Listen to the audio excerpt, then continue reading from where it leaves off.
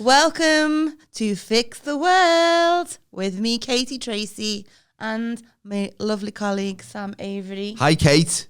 Hi, Sam. I said that with like the very street. Yeah. I just want to, I want to make sure everyone knows how cool I am. How down with the kids you are. Hip and with it.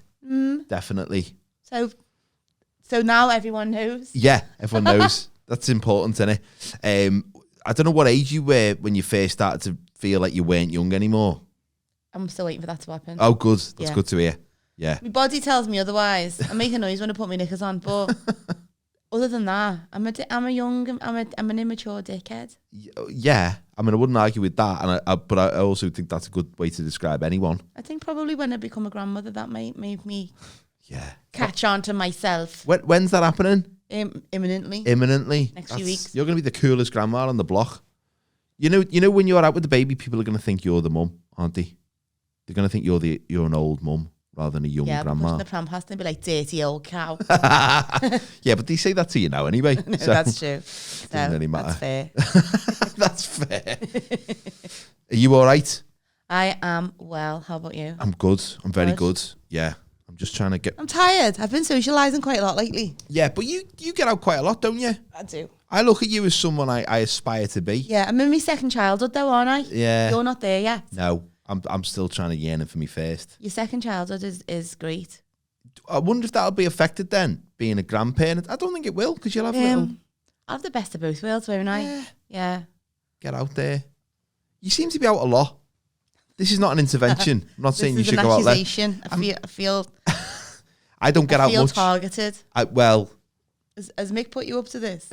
Basically, a lot of people who care a lot about you, Kate, have asked me to say something to you today. Please stop. You're killing yourself. Just take it down a notch, will you? I haven't got a problem, guys. Honest to God, I haven't. The only problem is not enough days in the week, is there? But well, no, I look at, you seem to have planned nights out and spontaneous nights out. Yes. And that is something to really be admired. Yeah. I don't have spontaneous nights. Can't have spontaneity that much when you've got kids. No. Because you've got to plan that shit like a military operation. We had a spontaneous night out last Wednesday, and I was only involved for the very end of it, and it felt golden. Yeah. It was because we were walking back from school. It was a friend of ours' birthday. They were going for something to eat around the corner from our house. They said to me wife and kids, do you want to join us? And they said, do you know what? Yeah. And I just turned up for like the last pint. And even that was amazing because I had a gig. It wasn't planned. Yeah, well, I had a gig, so I was like, fair. But it was brilliant. And I had a little pint, and it felt good. We sometimes just go to the pub on a Friday. We call it YOLO Fridays, ironically. Yeah. Because, it's only the pub. Yeah. But we go, we have a nice time. We have our drinks and our nuts. Yeah. That's good. All is right with the world. That's good. Sometimes we go to the chip shop on the way home. I'm a miles from the... Let me just... Get it right. Get it like that way, and then like you can chat directly into it. Can you still hear me from this far away from me? Try and get a bit closer. Just live sound check. Sorry, everyone. It's all right. It's okay. This is what people like to say. They like. Yeah. We're real, aren't we? Real. It's not glossy. Still feel miles away. Right. Is that better? That's good. Yeah. Shall I pull it closer? If you can, yeah. Here is still. Yeah. Draw near. Is that better? That's absolutely perfect. Is that perfect? Yeah. Hi guys. Welcome to Fix the Mic. Fix the Mic. Ant and Dec wrecked it and we're fixing it. And if you don't get that reference, it's because you're not in your 40s. I don't get that. What is it? Oh, they had a song. I just laughed to be kindly. When even my co-host is just laughing out of politeness, that's when you know you got to up your game. What are Ant and Dec up to lately? I'm not up to date with what they're up to. Saturday Night's Takeaway, did he still do that? I think so. I don't watch TV on a Saturday night because I'm normally working, but it is crap. Since Blind Date finished, I Blind Date was good. Blind Date. X Factor in its early days I used to quite like as well. Yeah, that was good. Yeah, that was really good. I showed my kids a little clip of Britain's Got Talent on YouTube recently, which is a show I don't like, I don't enjoy. And I don't know about you, I get asked to go on it every year. I've been asked maybe twice, and both times I've gone, I'm too dirty for the Vol Variety performance, because obviously I will definitely win. Oh, you'll definitely win. No, yeah. I was like, I am not your demographic. You don't want me on your show. You don't want me on your roster, Simon. Yeah. But I get an email, and it comes from a production company, which is normally a subsidiary of whoever it is that makes it. So every year it throws me, and I feel like I'm getting offered this amazing TV opportunity. Because they say, Sam, we've been watching your stuff on YouTube and Facebook, blah, blah, blah, blah, blah. We think tickle your ego, perfect. tickle your balls. Yeah, you'd be you perfect. You did that, tickle your ego like you would. Ego would be like... Yeah. Ego, balls. If you're only listening, the ego tickle goes in through the cranium and the ball tickle goes in, obviously. Through the ball sack. Through the scrot. If you're keeping your ego down there, then you've got problems. So I've had a couple of times when it's escalated to a phone call. Can we have a chat with you? And I'm like, of course you can. Yeah, this is my big, I'm going to get my own, 6-part. I'm going to be a star. Look, mama, I'm dancing. I made it. But they go, yeah, blah, blah, blah, blah, blah. Britain's Got Talent. And I go, no. And they go, why? And I say, because it's the worst program to be on as a comedian. Although some comedians have done well, I would not go on that show. I'd bottle it anyway, I think. I just think I would take on such a high level of disdain for the process and the judges that I could only come across as bitter. know I've spoken to a comic who was on it, and he said that he got quite far down the line at like the finals or something. Yeah. And he wrote his whole set, and then you'd have to pass your set to the lawyers for them to clear your jokes, and Performing Rights Society if it's a musical comedy act. And this act was told, oh yeah, it's all fine. And then about 10 minutes before he went on stage, they were like, no, you need to change it. And everyone else was like fully prepared, and it really threw him off as... That sounds like a proper dirty trick they've done on purpose though, doesn't it?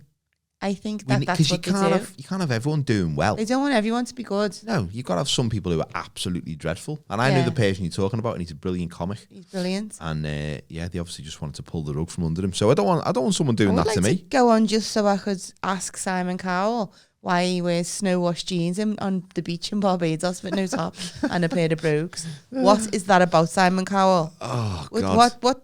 What is that? What is that style? I'd also ask him when his face became a melted candle.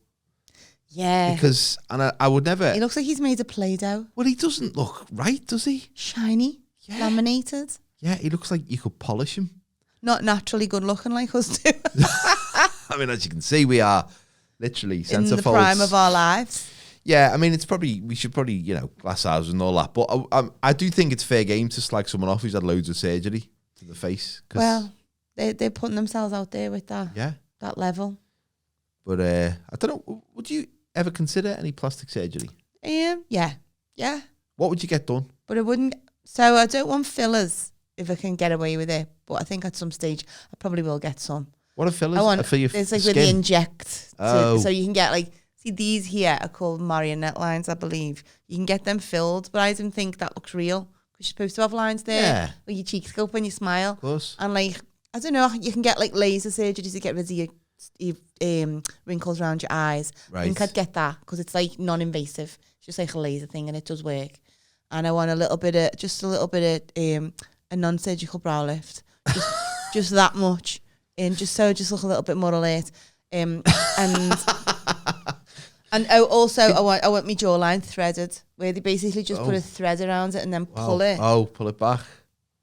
Could you get all of them done at once though? Because that would be really like weird. Some people go to Turkey and get all of that done. Don't they? They get like £7.50. Like Miss Bum Bum and all that. Get all that done. And but I don't know. I'm a bit frightened as well though, because I think like, what if I'm the one? Oh, it doesn't work or it mutates. Yeah, it's like some kind of sci-fi novel. And to be fair, me partner, I hate that expression to you. Me fella and me mum and his mum have all told me that I'm not allowed to get anything done. Right. They didn't think that I should, but I'll get it done and they'll just be like, oh, you've had a good night's sleep. Or something. They won't even notice probably. Oh, you should have had that done years ago, Kate. It's taking years off you. I think I'd be worried that if I got one thing done, it would lead to another one and I'd end up like totally addicted, like end up looking like Michael Jackson. I do think there's like loads of people start too young now. Well, you see people who've got the what's the thing with the lips? What's that called? Filler. Is that just filler where they have the big duck lips and you think, your lips were lovely? Yeah. Anyway, I can kind of understand. There's two theories, right? So the school of thought is if you start getting it when you're younger, it stops your skin from naturally drooping. Oh, right. So it prevents the wrinkles that you would inevitably get if he didn't have the fillers and all that in the first place. I get you. So it's sort of counter effective. I don't know. You're countering the effects. Yeah, of it. you're countering the effects of natural gravity on your skin. Yeah. By getting filler at a young age, but then alternatively, young girls they're just gorgeous anyway. So why? Oh well, have you ever seen a photo of yourself from 20 years ago? Oh, I mean, I look like a boy. But a young boy. I had one continuous eyebrow. I was flat chested. I had no sense of style whatsoever. Some people might argue that I still have no sense of style, which is fine. We all have our bad days, but no, I was not. I was like a beanpole, and it's just. Have you aged well then? Like, I mean, do you think? I don't think that's for me to say, but yeah. In a question situation, I think it's probably good to answer. Yeah, I think I probably have. Have you? We haven't got dreadlocks no more. Well, I look older than I did, but I think I look better now than I did when I got married. Because I had this terrible hair and I hadn't really come to terms with the fact that I was going bald. So I was. So you're clutching at it. Yeah, and it was bad hair anyway. It was like bird's nest, wiry Brillo pad. Oh, shite. was it? Was it? It was black, but it had loads of grey in it. So I look actually younger with just shaved hair. Yeah. So, very sexist though, the beauty industry. Because I'd go, like mixed grey, and he's got bits of white in it, but it really, really suits him. He's a bit of a silver fox. If he dyed his hair, I would go off him. But I dye my hair. Yeah, but if he dyed his hair all the time, it's when someone goes grey and then goes back. Once you go grey, you're kind of stuck with that, aren't you? But like, because I tried Just for Men a couple of times. Did you?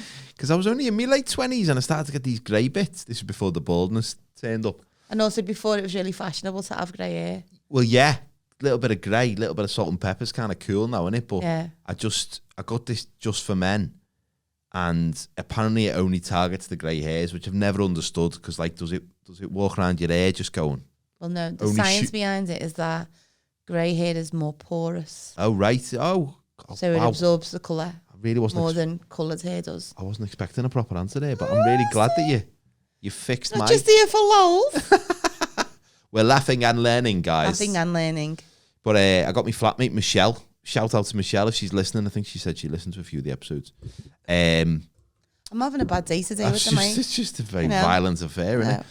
But she got the Just for Men. You had to put these gloves on, and she just, anyway, she put it on my head and left it, and then I rinsed the bit off, but it just didn't do anything.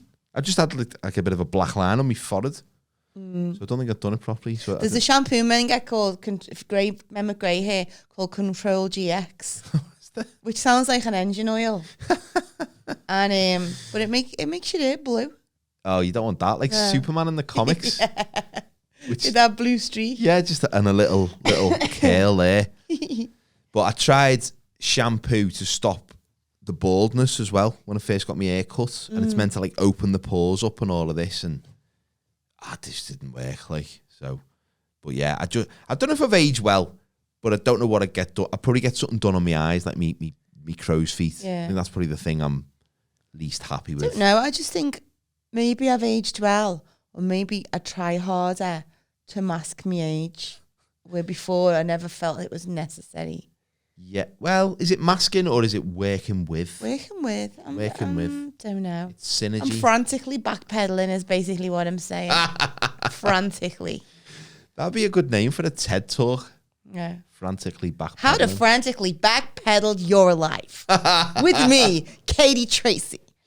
Hi, I'm Katie. I'm a fashion guru podcaster. Stop pedaling forward, guys. Look at this idiot. You know which way he's pedaling? Forward. He's being positive. He's accepting how he looks. That's wrong. A lot of that isn't it? And there's an argument that true happiness comes from accepting reality, and actually plastic surgery is about the opposite of that, isn't it? And not accepting what's real. Well, tweaks. Do you know what I mean? Don't go full like Bride of Wildenstein, because people notice. But tweaks. Whatever makes you feel good. Oh, of course, yeah. Of course.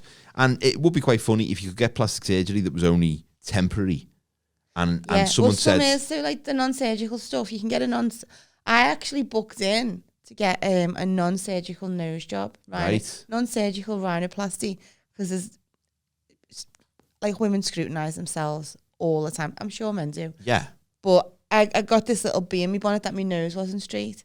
And then I looked into this thing, and they basically inject Botox into your nose. So rather than going for a nose job where they break your nose and reset it. Oh, is that what they do? Yeah. Oh. A non-surgical rhinoplasty is that they'll inject filler into like the line of your nose to just sort of even it out. Right. I was like, I know it doesn't last very long because my friend's daughter had it and she hated it when she got it and she couldn't wait for it to like dissolve because eventually it dissolves. But I was like, what if I get it and like I have an allergic reaction and I have to cut my nose off or something like that? To spite your I'm a face. bit of a worrier about stuff like that, aren't I? Yeah. If you're a worrier, probably plastic surgery's not for you because I'd be worried that they'd do it wrong or they'd mix the orders up. Yeah. Wake up with a cracking set of You tits. wait. I came in for a hair transplant and look at me bum. Wake up and they've done penis reduction. Reduction. Oh no! Oh, my wife's gonna kill me. You'll never guess, love. So fix the world. Tell people what about? Fix the world. So, yeah, of course. We don't do it. Yeah. Well, we try and fix the world. We try and make the world a better place. And we've sort of pivoted, haven't we, in the last couple of weeks? Hear that? Yeah. What's that? It's our friends. Oh, is it? Yeah. Sorry. No, yeah, we've sort of we diversified, haven't we? We're diversifying our portfolio. You don't need to get worried. It's basically the same. We're still going to podcast, try and help. But rather than fix a specific subject every week, we're just going to like go freestyle, aren't we? Freestyle. And see what we can If fix. things come up to fix, we'll try and fix them. And obviously we're gonna deal with some listener fix requests, which we'll be working with. In fact, we've got a letter from a listener. It's a letter from a listener. Should we read it out? So excited. Yeah. Thanks for getting in touch. You can get in touch too. Oh, Yeah. just hang on. I've just balled it up on my phone. Give me a sec. If you want to get in touch, you can drop us an email at fixtheworld999@gmail.com. We've got a Gmail account because we're adults. Yeah. Yeah, we're not Fix the World at Hotmail. No. No. Or I can't think of any other. AOL. Yeah. Is that one? Only teenagers and technophobes have Hotmail. I've got Hotmail. I've got Hotmail. Are you .co.uk or .com? .co.uk. I'm .com. Listen. I'm .com. You're a citizen of the world then, aren't you? Good for you. If this letter stems from a conversation we were having about how much my fella hates Cliff Richard. Yeah, so this is from Craig. Thanks for getting in touch, Craig. Craig's written the following. After listening to the most recent episode, now let me just preface that by saying it wasn't the most recent episode, but it was a few weeks ago. But it was Craig's most recent episode. It was, yeah. He has a lot of... Craig has a lot of episodes, don't you, Craig? But you take tablets now and they've quietened down.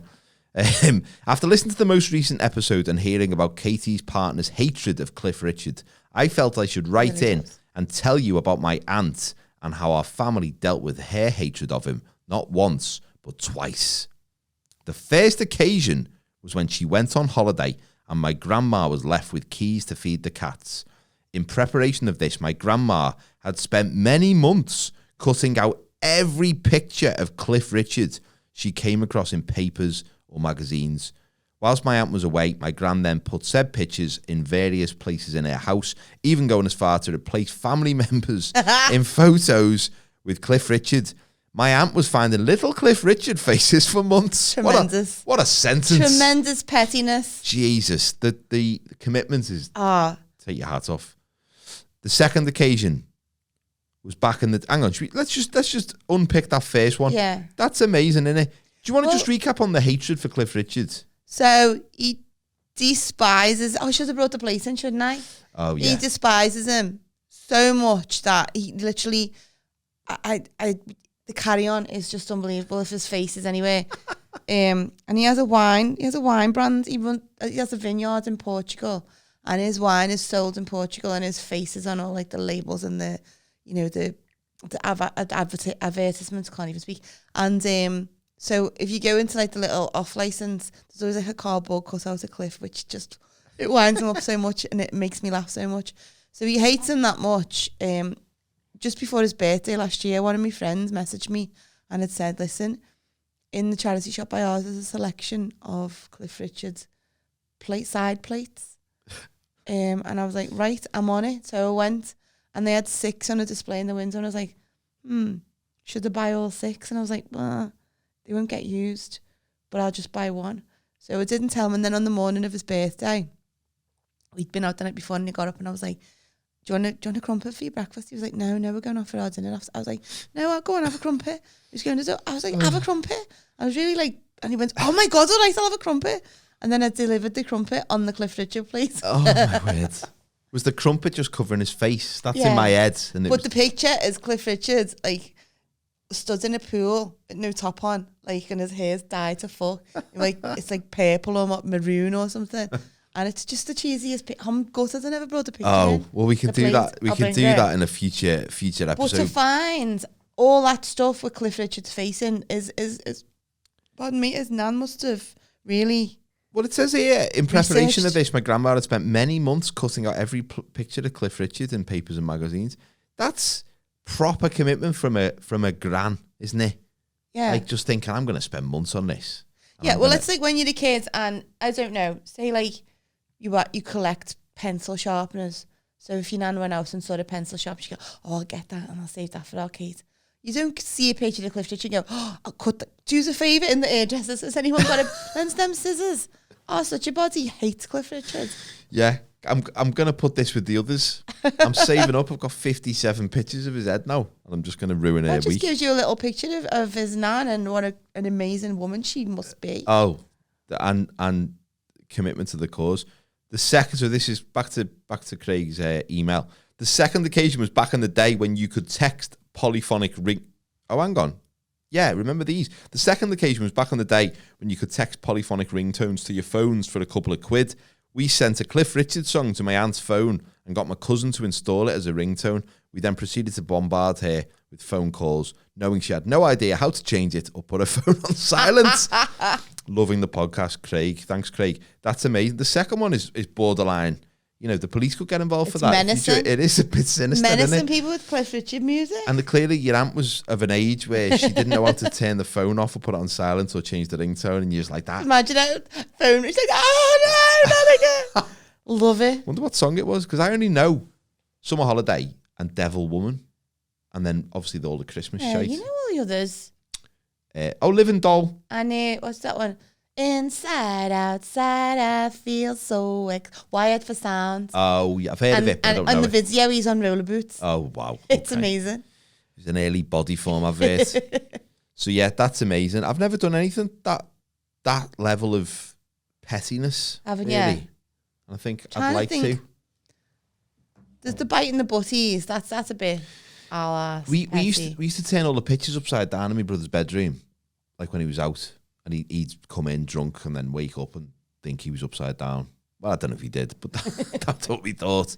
In school, we used to tie people's, like, a sleeve of the coat in a knot and then just sit there while he struggled to put their arm through the sleeve. That was a good one. Yeah, that was good. We'd get a £1 coin sometimes and leave it on the radiator. So it'd get dead hot and then you'd flick it to someone. Yeah, I'll catch this. And they go, oh, £1, nice one. Ah! That was fun for about, good 3 or 4 seconds. When I was younger, I worked in I talk a lot about working in a pub, but it was my first pub job. And in those days, the pubs used to open on a Sunday, like from 12 till 2, and then they close, and then they'd open again in the afternoon, like late in the evening. So this day I'd been on the afternoon shift and come home, and me roast dinner was in the oven. So I went to get it out, and we were having lamb, and my nan went, there was a bowl of mint sauce. For some inexplicable reason, it was on the window ledge. So I just went over and got it and got a spoon and put this mint sauce on my lamb. And my nan and my auntie just sat there while I'm eating my dinner, and I could tell, I was like, why are you laughing? What's funny? What's hilarious? Yeah. And they were just like, they'd waited till I'd virtually ate my dinner and were like, oh yeah, no, the mint sauce was left there to keep the flies away. Oh. Firstly, what the fuck? Why not like just have like fly spray or whatever? Yeah. Secondly, a bowl of mint sauce on a window ledge. People ask me, why do you want to be a comedian, Kate? Because I'm mentally scarred. Because of that? Mentally scarred. Because of the mint sauce incident? I didn't know mint sauce and they let me eat the mint sauce, knowing that it had been... The flies had been all over it? Dirty. No, that's horrible. I didn't know the flies like mint sauce. No, they don't like mint sauce. It repels them. Oh, repels. I thought you meant it drew them towards the mint sauce. And then oh, God, okay. That's a bit of a shit. Also, and Liverpool won the Champions League a couple of years ago. Don't want to talk about I it. really love Virgil van Dijk, as anyone who follows me on social media will know. I adore him. And so I went out on the day of the final and I bought a life-size cardboard cutout of Virgil van Dijk. I've seen that on your Instagram. Yeah, because I did a little photo shoot. I'll share some of the pictures. Little photo shoot with him. So then even now, 2 years later, sometimes we'll walk into our house and the cardboard cutout, the last person in the house will just move the cardboard cutout. So you walk in and like, who's that? Oh, it's just Virgil. Oh God, it's just Virgil shepherding me out of play. Amazing. I went to when Blockbuster Video was still open. There used to be one in Maghull, and I was living in Maghull, and I'd been to town with my mate, and we got absolutely smashed. And I must have been about 19. Came home, got out the taxi, and he went into his flat, which was above Blockbuster Video. Now, round the back, I think I must have gone round the back for a wee, and there was a couple of cardboard, like, display board things they were obviously throwing out, and there was one for Hannibal, which was the sequel to Silence of the Lambs, and it was just like a big, massive, life-size cardboard cutout, but it was just Hannibal's face, Anthony Hopkins. So I just picked it up and, sound, and just carried it home under my arm. And then I put it in my bedroom, went to sleep, bladdered, woke up. And shit yourself. And pissed the bed, pretty much. Just Hannibal, just like, his face was like leering over me. Amazing. That was great. I miss Blockbuster. Oh, it was good, wasn't it? It has everything. Sold videos, Pringles. What more do you need? Doritos, big bags of sweets. They started doing computer games at one point, didn't they? That's when it was the beginning of the end for me. It wasn't as pure. When DVDs as well, it's got to be videos, hasn't it? The classic. I used to love going to Blockbuster. Yeah, it used to be it was just like an event, wasn't it? Going to a video shop, I loved it. Proper good. But I'd like to get more cardboard cutouts in my life now, and I don't have any. Yeah, I want some more. I'd like retro ones, like the Spice Girls, or stuff from when I was younger. Because I think you can. Were you into the Spice Girls? No, I just fancied them. Was that like because you're a bit younger than me? Yeah. So were they like out when you were alive? I was 18 when they came out. Yeah. See, I was a bit old to be involved in that. The whole boy band thing passed me by because I was that little bit too old. Yeah. Boy bands sort of I think New Kids on the Block came out. I remember them. When I was in school and people loved them. Yeah. But after that, nothing. I just don't like. And weirdly, I went to a cabaret dinner show on Saturday and it was a retro boy band tribute act. Oh, wow. And, it was tremendous. Were they just singing all the classics? Oh, yeah. You are my fire. Oh, I love that. Vests.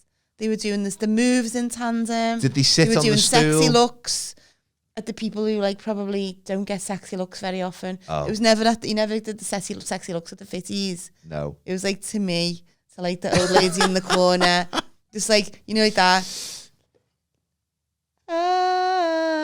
But looking at you like they love you. Oh, I love that. And I was this is amazing. That. Even it's not real. You can just enjoy the moment, can't you? What tribute act would you go and see? I've seen loads of tribute acts. I love tribute acts. I love them. In fact, I went to a festival. It was that Trib Fest. Glaston Budget. Oh. I don't know if I've talked about this before. It was a whole festival of tribute acts. Yeah, there's one. It used to be called Trib Fest, or is that a different one? I think that's a different one. This was in the Midlands somewhere. We went one year and it was amazing, and we were all really, really smashed, and the sun was shining, and it felt like one of the best weekends of my life because it felt like all the bands were real. Pink Floyd were on, Guns N' Roses were on. It was amazing, and then we went the following year and it was terrible and it rained, and it was one of the worst days of my life. And at one point, my mate said, "God, this is like the First World War because it was so muddy." And then my other mate said, "Oh no, at least at the First World War you had a good chance of getting shot." That's how bad it was. Shite. Chaz and Dave were on both years, but the real Chaz and Dave. Chaz and Dave? Yeah. I was confused. I was like, is this... Headlining a tribute act? Yeah. That's mad. I thought it would have been like a Dave and Chaz or some kind of, I used to love Stars in Their Eyes, me. Oh, that was a great show. Yeah. Remember when the man who was doing Krista Berg and then the real Krista Berg was backstage and walked on stage and joined him? That was vomit in your mouth stuff. Incredible. Oh, did you like it? Oh, I was just... It was super cheesy. Yeah. I'm there for that level of cheese. He snuck up on him, didn't he? Yeah, and he went... Yeah. The camera. Oh, it's fucking... Yeah, I went to a tribute show in Las Vegas And the lad who was the Prince tribute, I actually felt like I'd seen the real Prince. He was that good. Yeah. And then there was Christina Aguilera and Madonna, who were like both 58 if they were a day, but they had all the costumes. Great. So it's just like, well, I've got the costume, so I'm going to be Madonna. I'd love to know who you would be on Stars in Their Eyes. I think I would be Morrissey just for a laugh. Or, I don't know, I'd probably go Amy Winehouse, but I mean, that'd be good. Yeah. That'd be good. I'd go Axl Rose or Mick Jagger.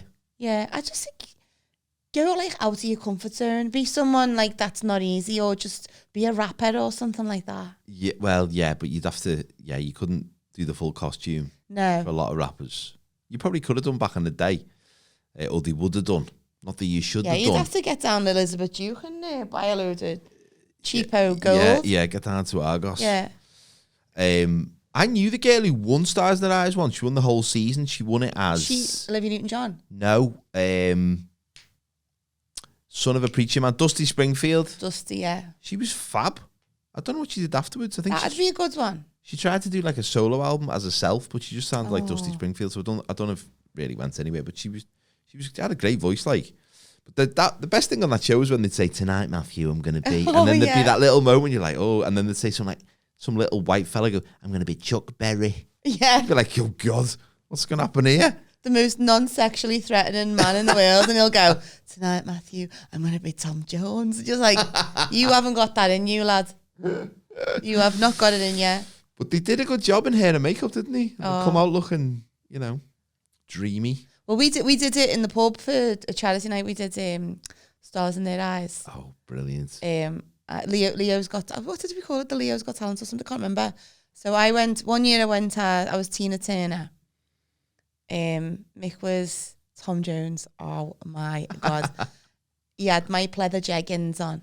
Oh. He let me put perm rollers in his hair. He grew his hair. He didn't get a haircut specifically because he's got so he let me, I borrowed some perm rollers off somebody, and when he got out the bath, his hair was wet, so he let me put these perm rollers in, and I left him in his hair and then took them out, and it was pure, like dead curly. Yeah. I'd share the picture, but he does not go on social media, so he'd kill me.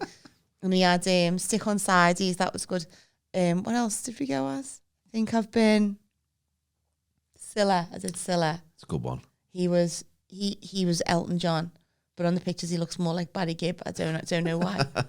It was fun. It was good. I did Mick Jagger. That was that's how I got into comedy, doing Mick Jagger at Stars in Their Eyes at the Student Union.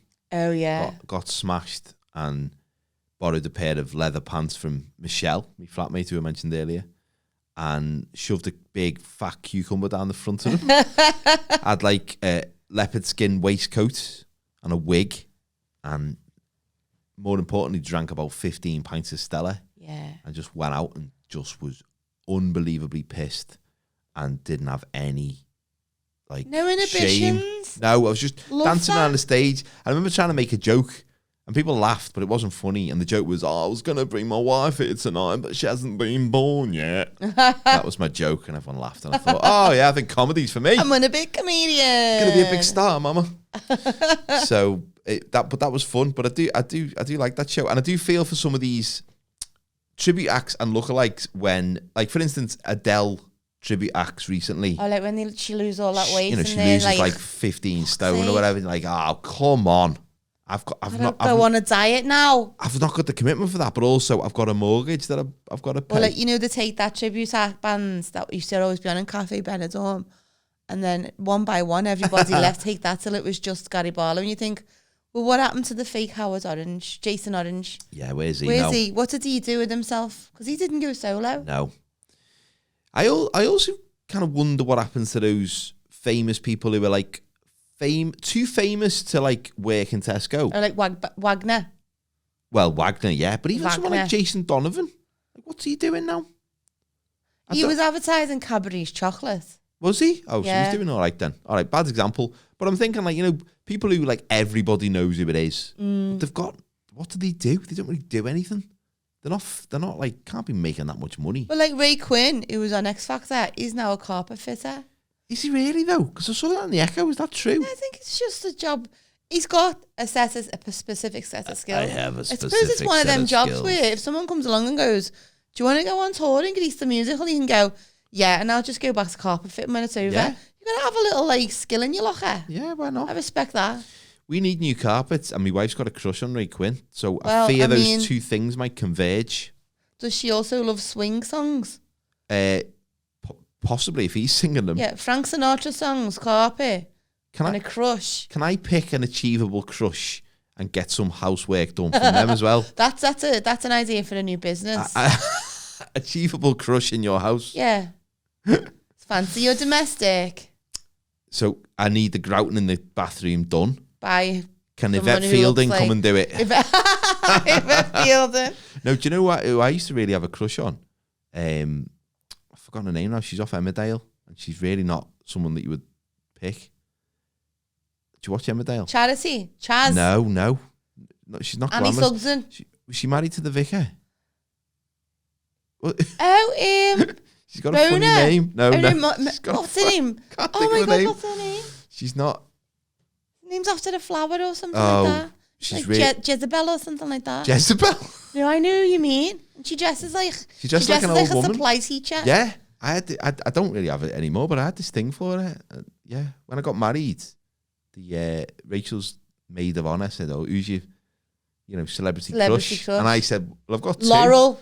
That was it. Yeah. I said, "I've got two: Reese Witherspoon and Laurel from Emmerdale." Reese Witherspoon. Yeah, She hasn't aged there. I know. I do like Reese Witherspoon. Yeah. Oh. Who are your crushes? Virgil van Dijk. Verge, yeah, obviously. In the world of TV and film, I don't really know. Who would you want to come and work in your house? Well, you could that's pair that. different. That's a hard one for me because it changes. Probably, I used to really fancy Chris Hemsworth, Oh, the guy who plays Thor. but now I don't know. He's a bit big, isn't he, now?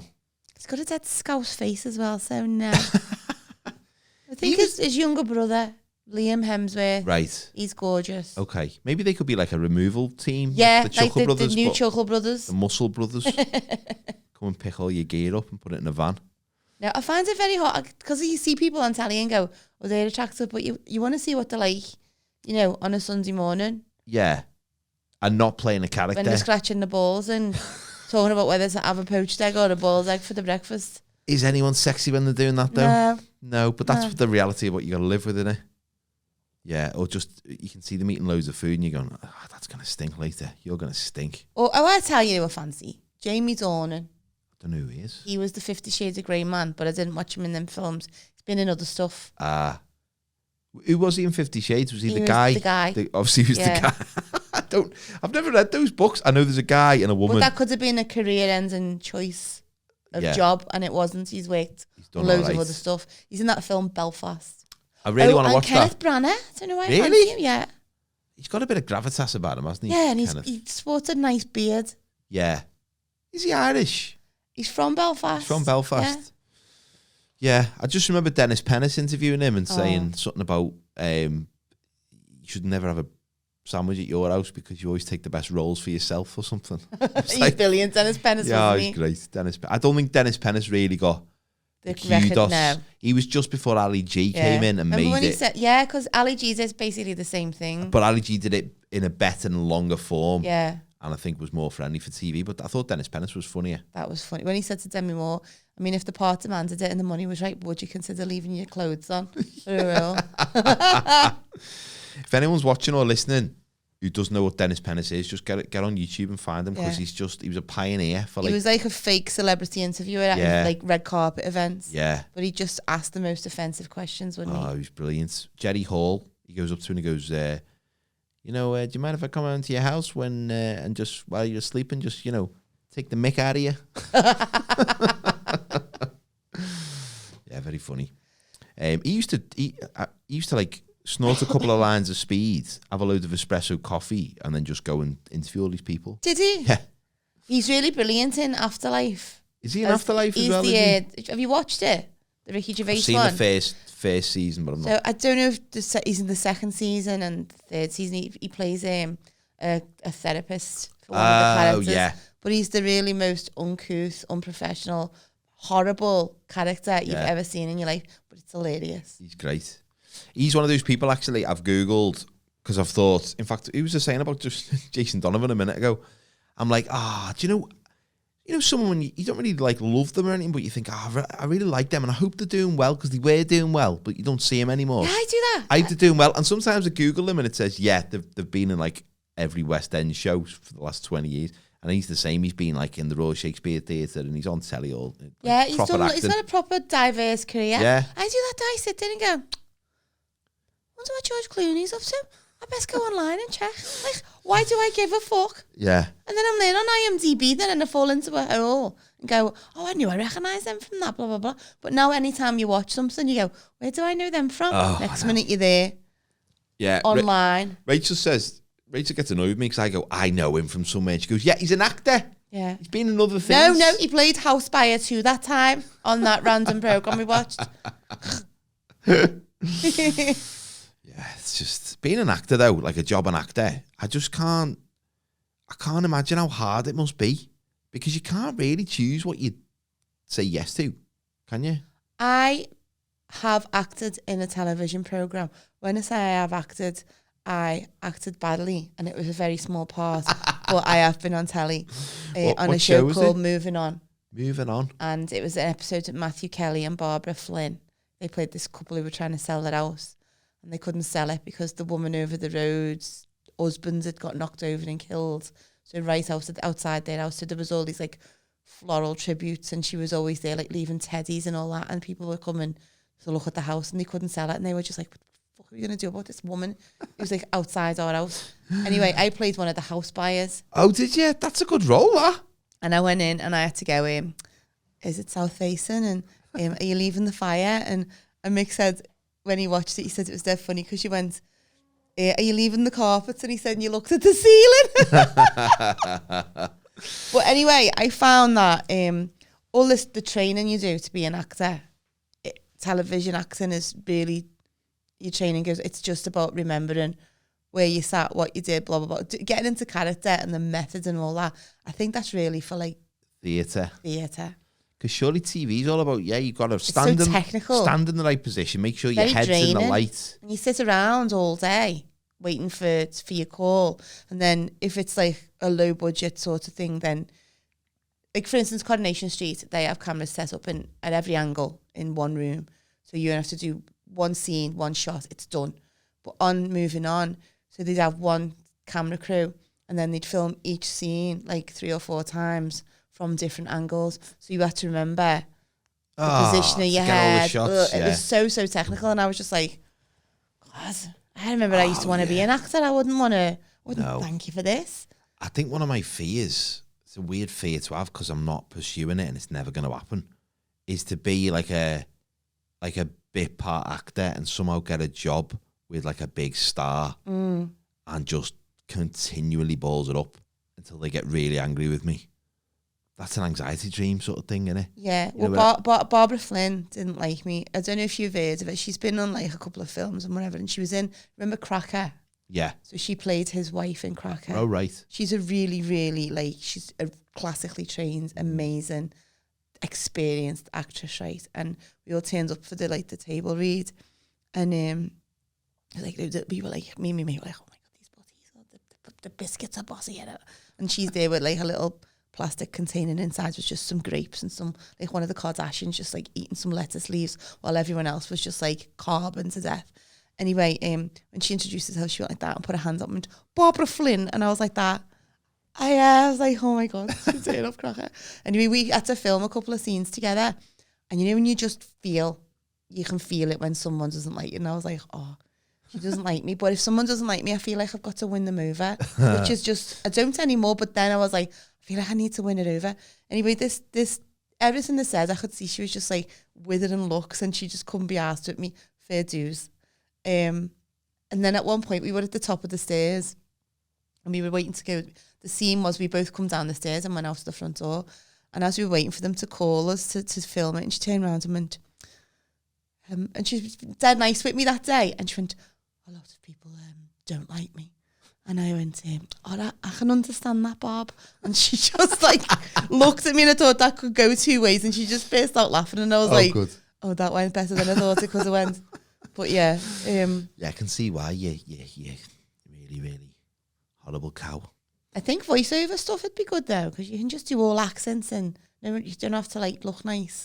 I'd like to be a voice actor in animated movies. Would you? Yeah, because that seemed dead easy but then to me. You'd have to watch the animated movie. They always you just give you a script and you read it. Shit since Toy Story 3. Oh, I don't know. I've watched a couple of things with the kids recently, and they've had me in like absolute. What's that? Onward on Disney Plus. Heavy subject. That. Oh my God! By the end, I was an absolute emotional mess, and I had to take a minute and get away from my kids so they didn't see me crying. I watched that one, Soul, is it? I haven't seen that. Fucking hell. It's like properly like existential shit. Yeah. I'm thinking, no, kids will not get it. It's about this man who falls down a hole in the ground. What is it called? Like a manhole. Portal. Falls down a manhole. And then he ends up in hospital and his soul his soul goes to the place where souls are processed because he's dead, but he's not dead. And he wants to get back. And he meets all the other souls and they've all got like little like weird like issues. And I'm just thinking, kids just don't need this. Do you know what I mean? Get the Chuckle Brothers on. Yeah, it was a lot simpler when I was a kid. It was just about like, you've got to get this thing to that place and then everything will be fine. But then there was like Bambi. And Watership Down actually. Watership Down. Yeah, Watership Down actually scarred me for a while. I hate rabbits because of Watership Down. You know, because that horrible rabbit. Oh, yeah.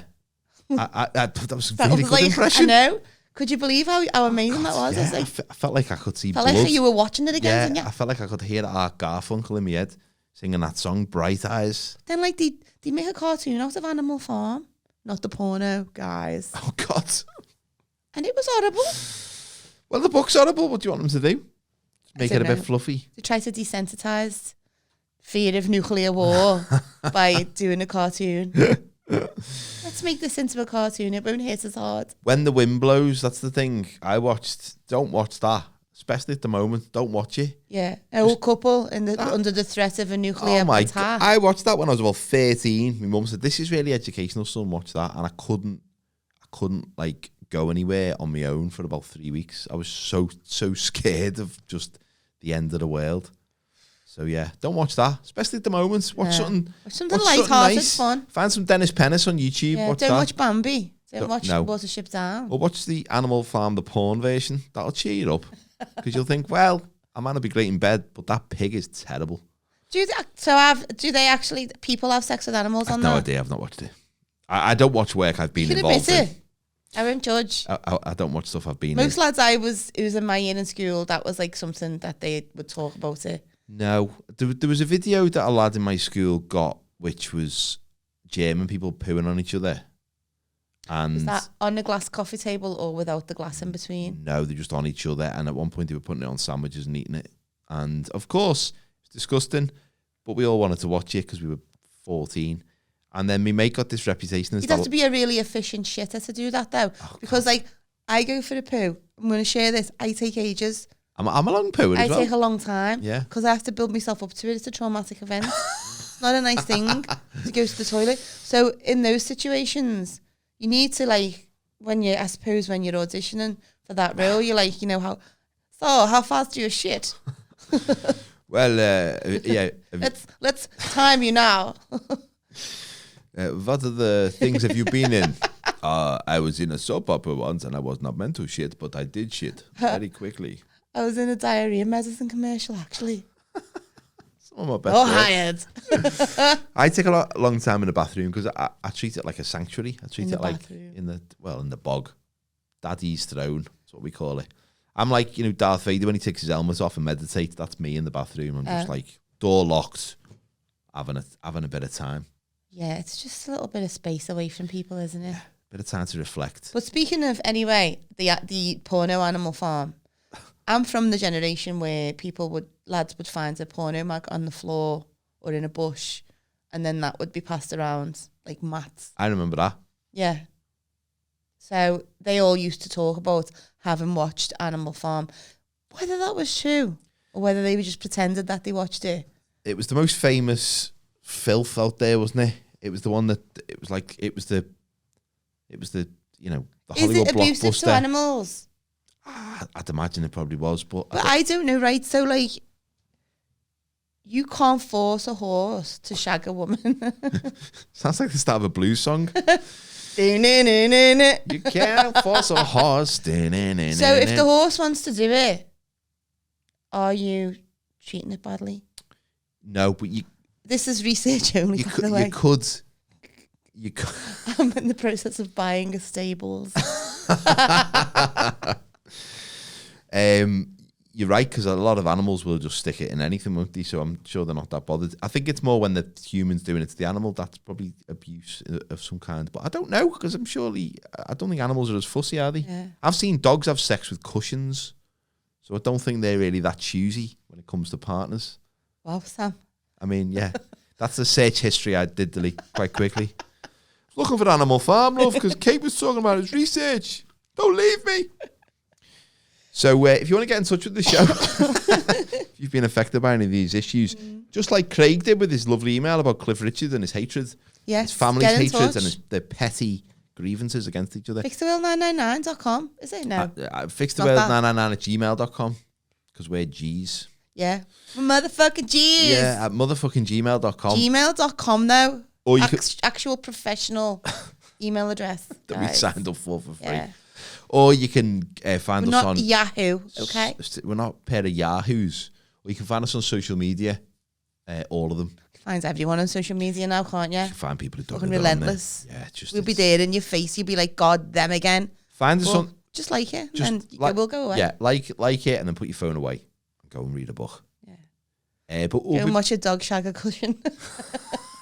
Or read the book, because as everything, the book's always better than the film. Yeah. When a dog shagged the cushion. Peter and Jane see Fido. When 5 went dogging. See you next week, folks. Bye.